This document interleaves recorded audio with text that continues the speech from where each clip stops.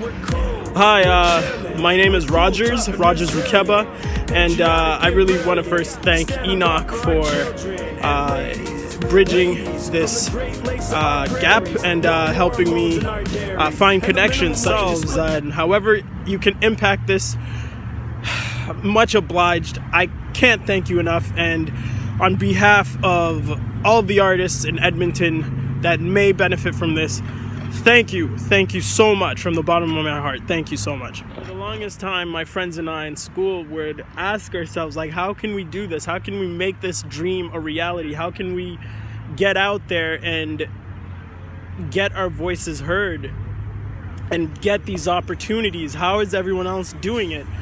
And I don't know how everyone else is doing it, but the answer came to us as soon as we were done with school. It was just a matter of supply and demand. Sorry, that's the train. I'm in Vancouver right now. Oh, turn up. The answer came to us. It was just a matter of supply and demand. We noticed there was more supply of rappers than the demand for them. So we just realized, flipping it, there's a demand for stage time. Perhaps by going out of our way to organize these shows, finance all these shows, and get in touch with these independent, struggling artists, we could put on a really good show. And the logic being, individually, we can't fill out a place, but perhaps together we could bridge our communities and sell out venues 3 times over. If I'm bringing 20 fans and John Luke is bringing 20 fans and Dave is bringing 20 fans, that's 60 fans. And selling tickets to each of those 60 fans, we could feed artists. We could literally organize shows by artists for artists to pay artists. Trademark. So I reached out to Enoch to see how we can do something like this in Edmonton, because it's been successful in Toronto and Hamilton and BC and Fort Mac. It's just been an ongoing tour. For example, I have a show tonight at 8 p.m. and I'm just now like waking up. I took a red eye.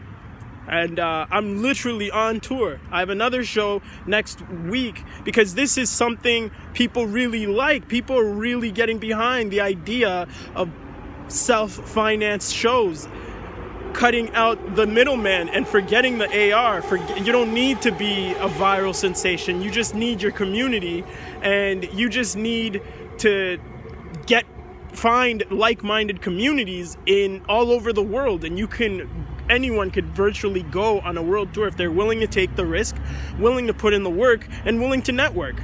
I'm sorry, I get really passionate when I get to that part, because for the longest time, people are just always looking for opportunities, and sometimes you just have to make the opportunities. And I found out last year that music is not an exception.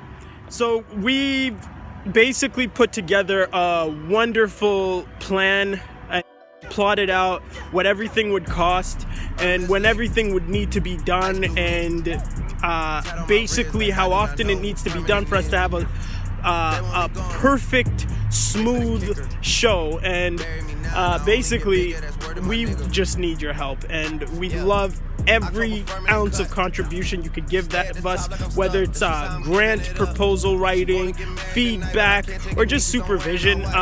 Anything at all, we'll accept. We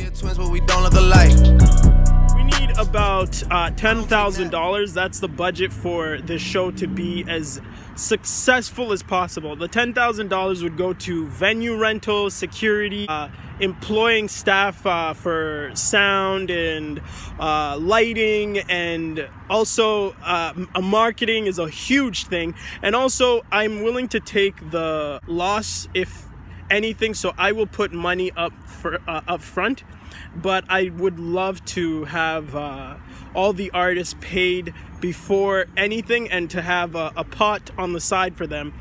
Even if we take a loss, they still get paid. That's kind of the contingency.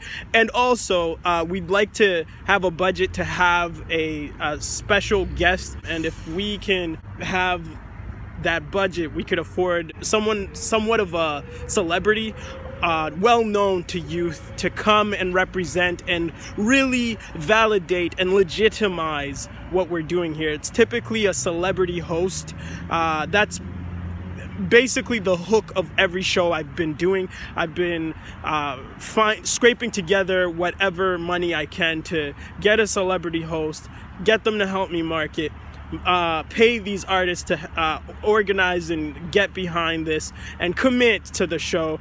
And through marketing alone, we make a profit. Everyone gets everything back. I have not taken a loss yet, and we've just had successful show after successful show. Hopefully they will see that it is a legitimately profitable investment, and hip-hop artists will, as a whole, will stop becoming a back burner, a sideshow, a theory, but a culture. And that's what we want to this show to communicate to city council people, to the city of Edmonton, and to everyone who's responsible for art in Edmonton, to see that hip-hop means something to us. It is a legitimate business, and it is so dignified when you see that it is a legitimate talent. It is a legitimate source of art and expression. Hopefully they'll appreciate all the talent that's on stage, people playing live music, which we'll have, people singing their heart out, which we'll do, and just the poeticism of our lyrics. And we want your help to pull that off.